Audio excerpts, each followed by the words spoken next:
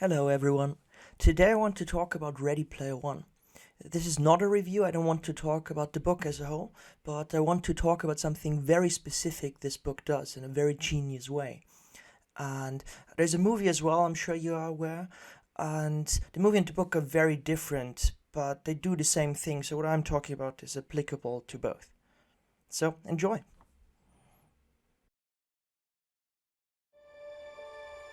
My name's Wade Watts. My dad picked that name because it sounded like a superhero's alter ego, like Peter Parker or Bruce Banner. But he died when I was a kid, my mom too. And I ended up here, sitting here in my tiny corner of nowhere. There's nowhere left to go. Nowhere. Except the oasis.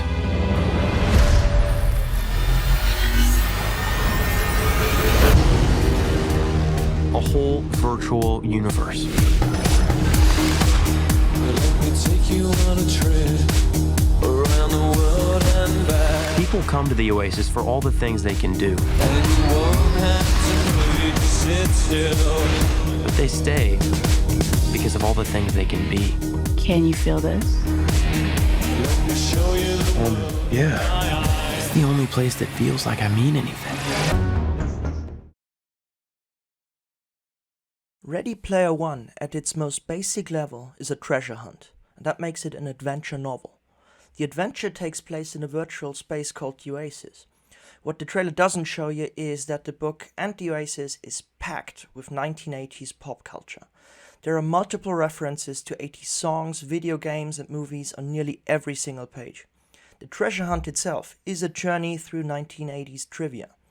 The book is the ultimate love letter to the 1980s, and Ernest Cline proves himself to be the ultimate 80s nerd. Before we can figure out why this is special, we need to go back to the beginning of the adventure novel. Adventures need to take place somewhere, preferably an unknown place. The word adventure kind of implies going somewhere you don't know to do something challenging. If we take the first adventure novels, for instance, they're about people adapting to foreign environments. Don Quixote roams Spain. In the 1600s, people were far less mobile and most people did not see much of the world beyond the next few cities. So that the space of Spain is enough to be an unknown place to expose the hero to challenges. But the beauty of the novel is that it processes and reacts to the world out of which it came. So when something big changes in our world, something big will change in the world of the novel. When colonialism and the race for conquering the world began, the novel became interested in the unknown places of colonial conquests. For instance, Robinson Crusoe is the tale of an Englishman who is stranded on a Pacific island somewhere off the coast of Chile. When the big unknown world of the 1700s became a relatively known world at the end of the 1800s, new lands were needed for our heroes and people came up with many different new spaces. Some thought there might still be some untouched, unconquered mystery place where time stood still and dinosaurs and the ancients might still exist, for instance in the yet unexplored Antarctic, or at the bottom of a volcano. Others couldn't find a place in our time, so they decided to conquer the future. Technological advance is at an all-time high at the turn of the century, so H.G. Wells builds a time machine. At the same time, psychology becomes a serious research area and Bellamy sends his hero to the year 2000 via hypnosis. And finally, at the end of the 20th century, home computing and the arrival of the internet transformed the world and opened up a completely new space, the cyberspace. Various mystery islands, caves and time travel were bound by the laws and looks of nature. In cyberspace, location might take any possible form, from nothingness to anything you can possibly imagine. Likewise, the hero is no longer bound by his physical and mental form. An avatar can assume any shape and skill he or she wants. The cyberspace is a blank canvas. It is the ultimate adventure space. So how does Ready Player One use space, and to what is the novel reacting? If you grew up in the last 30 to 40 years, you might remember the prosperous 1990s. The Soviet Union had just fallen, and the constant tension of the Cold War fell off of people's minds, and a rising European Union was growing confident and wealthy. Things looked good, but then things changed.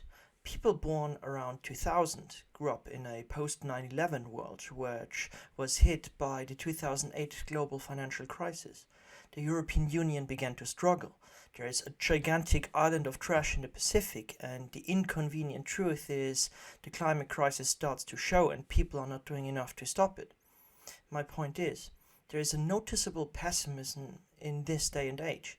People do not like the present and they fear the future. There is a feeling of paralysis and stagnation.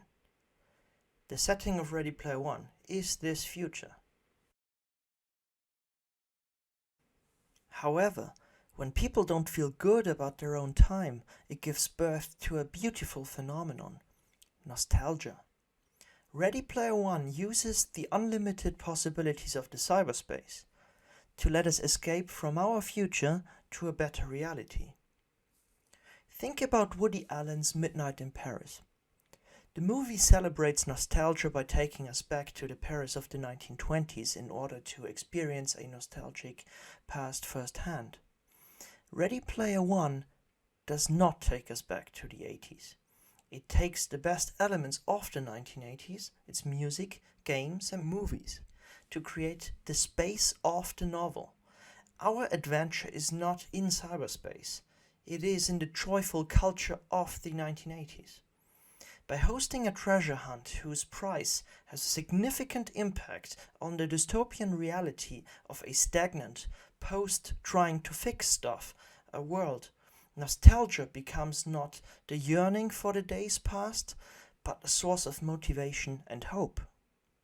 The paralysis of the depressing reality is overcome, not escaped, by turning towards the past.